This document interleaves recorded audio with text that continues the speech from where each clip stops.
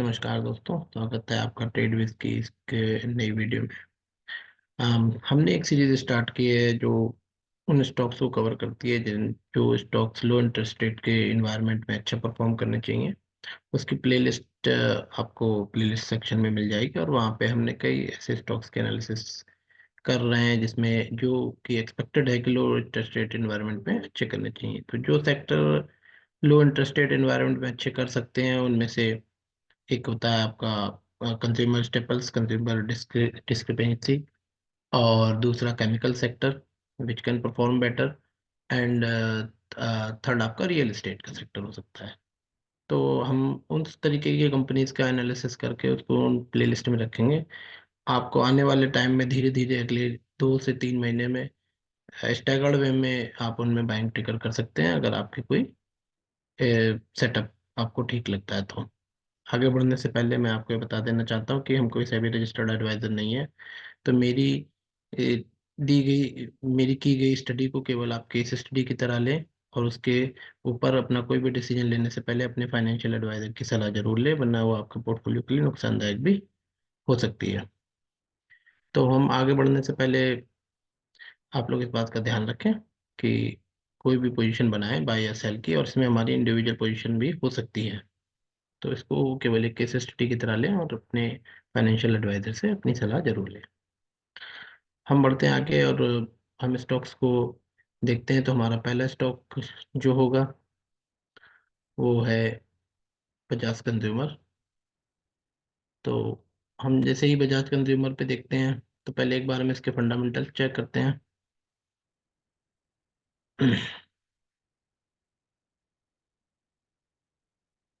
Let's see.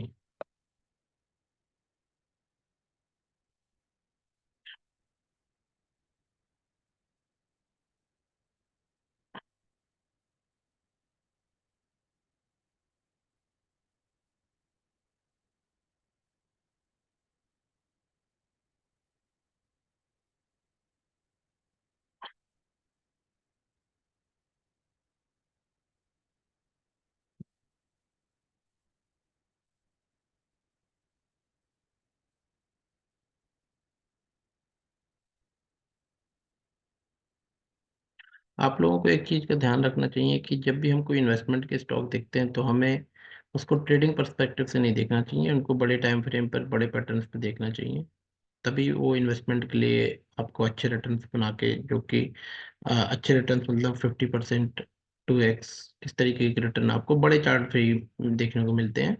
और बड़े chart के थोड़े से स्टॉप लॉस भी बड़े होते हैं, बट आपके रिटर्न भी इस हिसाब से होते हैं। तो इस बात का ध्यान रखें कि जब भी हम इन्वेस्टमेंट के स्टॉक देखें तो उनको कभी 15 मिनट 20 मिनट के चार्ट पे नहीं देखना चाहिए, तो हमें एक बड़े टाइम फ्रेम पर ही देखना चाहिए। तो ये बजाज कंज्यूमर के फंडामेंटल्स है। स्टॉक का पी 19 का है, 19 का है। तो पी रेट सस्ता लगता है, बुक वैल्यू 56 की है। 3.80 की बुक वैल्यू पे मिल रहा है, जबकि एफएमसीजी स्टॉक्स काफ़ी अच्छे वैल्यूएशन पे मिलते हैं। आरओसी 21 का है, आरओई 17 का है, तो फेयरली गुड लगता है।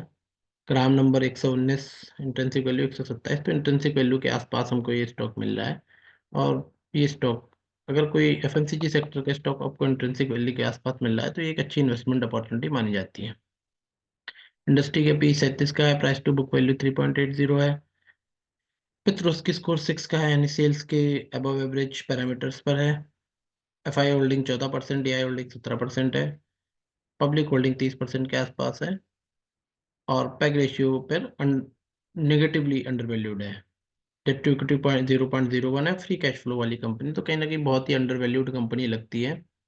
और उस हिसाब से कंपनी को इन्वेस्टमेंट अपॉर्चुनिटी के लिए हम देख सकते हैं। डेट फ्री कंपनी है और बढ़िया आरओई है, और डिविडेंड पे आउट भी 62.3% का है। तो ओवरऑल अच्छी लगती है कंपनी।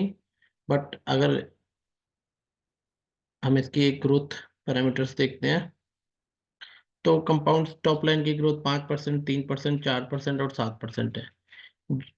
जो अंडर वैल्यूएशन कंपनी को मिल रहे हैं उसका रीजन केवल यही है कि इसकी ग्रोथ सिंगल डिजिट ग्रोथ है, जो कि इन्फ्लेशन को भी बीट नहीं कर रही है। तो अगर इसमें अच्छी ग्रोथ आती है, टॉप लाइन पे और बॉटम लाइन पे ग्रोथ आती है, तभी ये स्टॉक ऊपर की तरफ परफॉर्म करेगा। अदरवाइज ये स्टॉक यहीं का यहीं अटका रह जाएगा। अगर आप ट्रेलिंग 12 मंथ पे देखते हैं तो टॉप लाइन की ग्रोथ 1% से बढ़ी है और बॉटम लाइन की ग्रोथ सिग्निफिकेंटली बढ़ी है, -9 से 19% पे आई है।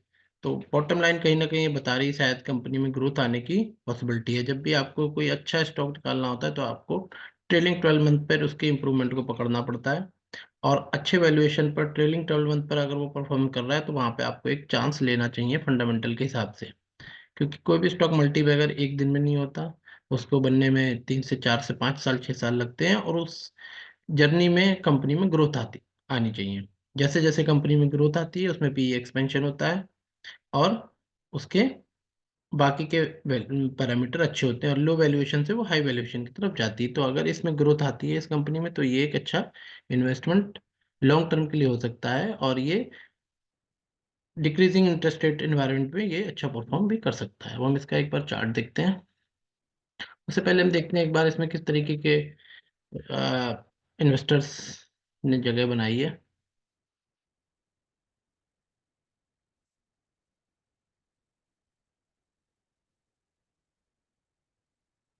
तो गोल्डमैन सैक्स ने इस स्टॉक को ले रखा है, एंड वेस्टमिंस्टर जुपिटर फंड ने ले रखा है। तो इस स्टॉक में अच्छे इन्वेस्टर हैं। म्यूचुअल फंड की होल्डिंग देखते हैं तो HDFC स्मॉल कैप ने, मतलब HDFC फंड हाउस ने, निप्पॉन फंड हाउस ने, मोतीलाल ओसवाल, LIC, ICICI, तो ऑलमोस्ट काफ़ी नोन म्यूचुअल फंड्स ने भी अपनी पोजीशन बना रखी। तो ओवरऑल देखने से स्टॉक में ऐसी कोई फंडामेंटल प्रॉब्लम बस नहीं लगती, बस केवल ग्रोथ की प्रॉब्लम है। जैसे स्टॉक में ग्रोथ आती है स्टॉक ऊपर की तरफ चल सकता है। अब हम देखते हैं इसका एक स्टॉक का मंथली चार्ट। तो अगर आप देखेंगे मैंने जब भी हमें कोई किसी चीज़ की बड़ी पिक्चर बनानी होती है तो हमें उसको बड़े टाइम फ्रेम पे दिखता है। अगर आप ये स्टॉक को इस टाइम फ्रेम पर देखते हैं तो आपको क्लियर कट एक ट्रेंड लाइन बनी हुई दिखती है कि ये स्टॉक इस ट्रेंड लाइन के आसपास चल रहा है। और अगर मैं इसमें एक एलिट वेव का पैटर्न लगाता हूँ तो मेरे को क्या पैटर्न दिखता है यहाँ से,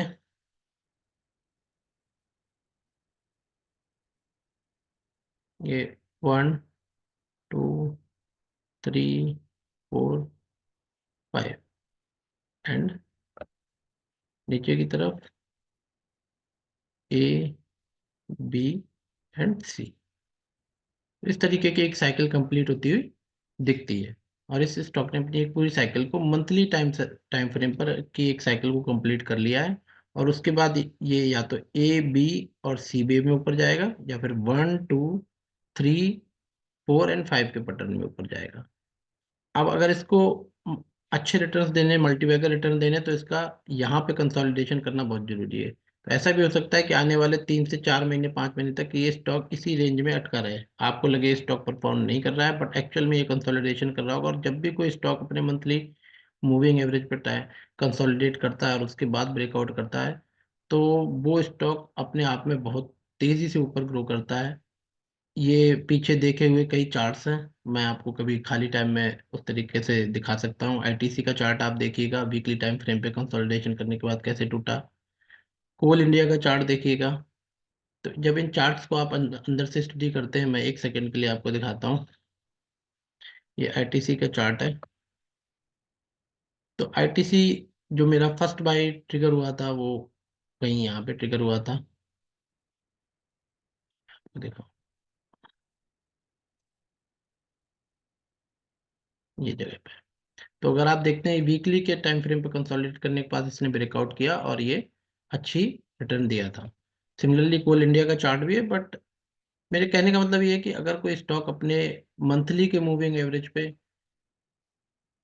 कंसोलिडेट कर रहा है तो ब्रेकआउट करने में टाइम लगाएगा, उसमें ब्रेकआउट होने में टाइम लगेगा, हो सकता है 2 महीने लगे, 3 महीने लगे, बट जब वो ब्रेकआउट होगा उसके बाद स्टॉक की अपसाइड जर्नी बहुत ही बड़ी होती है।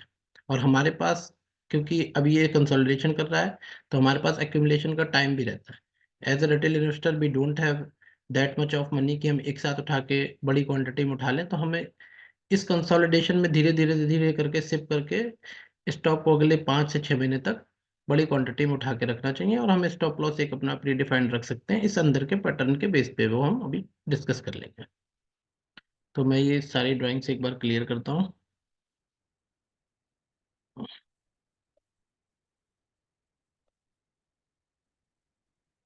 तो अब हम इस अंदर के पैटर्न को देखते हैं। यहाँ से हमें क्लियर हो गया कि ये एक पैटर्न बना जिसमें एक साइकिल कंप्लीट हुई है, और ये 78-81% रिट्रेसमेंट से भी ज़्यादा है। तो हम यहाँ पे आते हैं। अब हमें इस अंदर के पैटर्न को देखना है। इस अंदर के पैटर्न को देखने के लिए हम वीकली टाइम फ्रेम पे जाते हैं। अंदर के पैटर्न को अगर हम देखते हैं तो ये यहाँ से इसकी रिट्रेसमेंट लगाते हैं। तो ये अगर आप देखें सब डिवीजन की फॉर्म में ऊपर की तरफ चला है, 1 2 3 4 5 6 7 8 9, और ये ABC, इसने पूरा इसको कंसोलिडेट किया है यहाँ तक। तो ये अंदर भी एक 1 2 की फॉर्म बनती हुई लग रही है, और उसके बाद ये अंदर 1 2 3 4 एंड एक 5th वेव ऊपर की तरफ मारने के लिए तैयार है। तो ये 5th वेव मारेगा, और उसके बाद ये ABC। तो अगर मैं इसको कुछ ऐसे बनाऊं कि इसका जो अंदर का पैटर्न है वो ये है, 1 2 3, 4th वेव में चल रहा है एंड 5th वेव में ऊपर मारेगा, एंड उसके बाद एक करेक्शन देगा फिर से, A B और C। तो इसकी ये करेक्शन कंप्लीट होगी। और वो करेक्शन भी डीप हो सकती है, क्योंकि जिस तरीके का इसका पैटर्न है ये ऑलमोस्ट अपने 100% के आसपास तक रिट्रेस करता है। क्योंकि पीछे के भी पैटर्न देखें, इस मूव को भी इसने ऑलमोस्ट 100% के आसपास तक रिट्रेस किया है, इस मूव को भी 100% के आसपास तक रिट्रेस किया। तो ये थोड़ा सा पैनिक मूव भी हो सकता है यहाँ पे। तो जब ये पैटर्न पूरा बन जाएगा तो जो बड़ा पैटर्न बनेगा वो क्या बनेगा, आपका 1 2, थर्ड का 1, और ये थर्ड में चल रहा होगा, थर्ड भी थर्ड में चल रहा होगा, उसके बाद फोर्थ और देन फिफ्थ। तो इस तरीके का ये पैटर्न बनेगा। तो इस तरीके का पैटर्न अगर हमें बनता हुआ दिखता है तो ये कंसोलिडेट, और सारा काम इस कंसोलिडेशन में होता है, तो ये स्टॉक ऊपर की तरफ अच्छा ब्रेकआउट कर सकता है। तो हम इसकी इस काउंट को रिमूव करते हैं, और एक बार इस पूरे फॉल की रिट्रेसमेंट चेक करते हैं कि इसकी रेजिस्टेंस जोन कहाँ पे आ रही है। तो अगर मैं इस पूरे फॉल की रेजिस्टेंस जोन चेक करता हूँ तो वो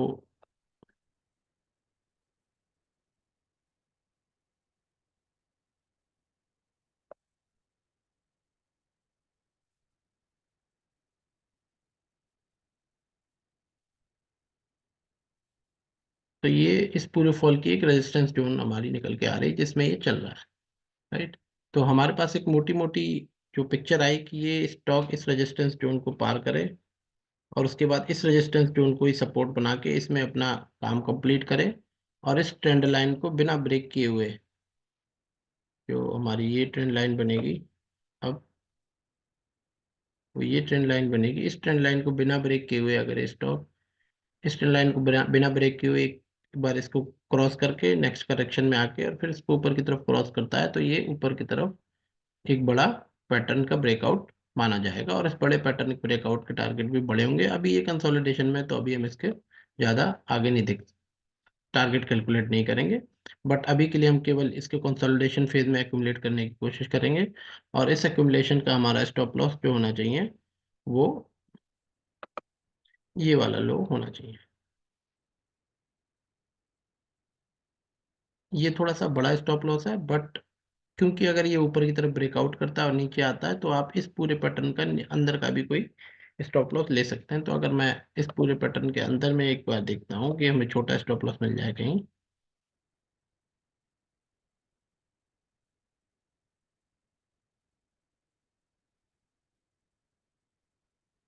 तो इसमें ऐसे छोटा स्टॉप लॉस दिखता नहीं है। आप कोई भी स्टॉप लॉस लगाएंगे वो स्टॉप लॉस हिट होने की पूरी प्रोबेबिलिटी होगी, क्योंकि स्टॉक का ये जो बिहेवियर रहा है पीछे कि वो 100% के आसपास तक रिट्रेस करता है। तो बहुत बड़ी प्रोबेबिलिटी है कि आपका स्टॉप लॉस हिट हो जाएगा। तो अगर आपको बाइंग करनी है तो धीरे धीरे करके स्टैगर्ड वे में नीचे की तरफ बाइंग करें, और स्टॉप लॉस को यही रखें 128 के आसपास।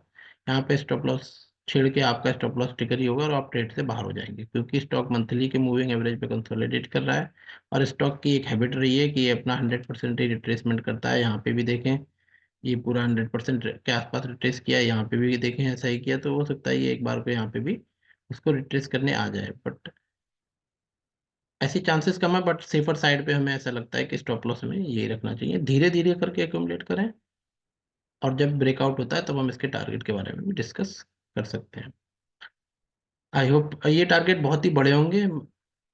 एटलीस्ट ये लास्ट लास्ट हाई तो टूटेगा ही टूटेगा। ये अगर ये ब्रेकआउट ऊपर की तरफ कंफर्म करता है 308, ये वाले 325 के ऊपर जब ब्रेकआउट आएगा तब वो ब्रेकआउट का कंफर्मेशन माना जाएगा। और इसके ऊपर आने पे ये वाला हाई भी टूटेगा और इसके भी ऊपर के टारगेट आपको देखने को आने वाले कुछ सालों में मिल सकते हैं। अभी स्टॉक एक्यूमुलेशन जोन में, तो इसको एक्यूमुलेट करें, धीरे धीरे करके एक्यूमुलेट करें। स्टॉप लॉस दूर का है, हर डिप में एक्यूमुलेट करें। अगले 5 से 6 महीने 8 महीने तक इसको एक्यूमुलेशन करना चाहिए। और उसके बाद फिर हम इसके आगे के टारगेट देख सकते हैं जब ब्रेकआउट कन्फर्म हो जाएगा। आई होप आपको ये वीडियो अच्छी लगी होगी। वैसे हमने सोचा था कि हम और स्टॉक का भी एनालिसिस करेंगे, बट वीडियो बड़ी हो जाएगी, तो हम उसको दूसरे वीडियो में कवर करेंगे। अभी के लिए हम इतना ही रखते हैं। अगर आपको एनालिसिस अच्छी लगी हो तो वीडियो को लाइक करें, शेयर करें, सब्सक्राइब करें और अपने कमेंट्स में अपने व्यूज़ बताएं। Thank you. नेक्स्ट वीडियो में हम आईटीसी और किसी दूसरे स्टॉक्स को देखेंगे और उनका एनालिसिस करेंगे जो कि एफएमसीजी सेक्टर के हैं और लो इंटरेस्ट रेट पे अच्छा परफॉर्म कर सकते हैं। Thank you.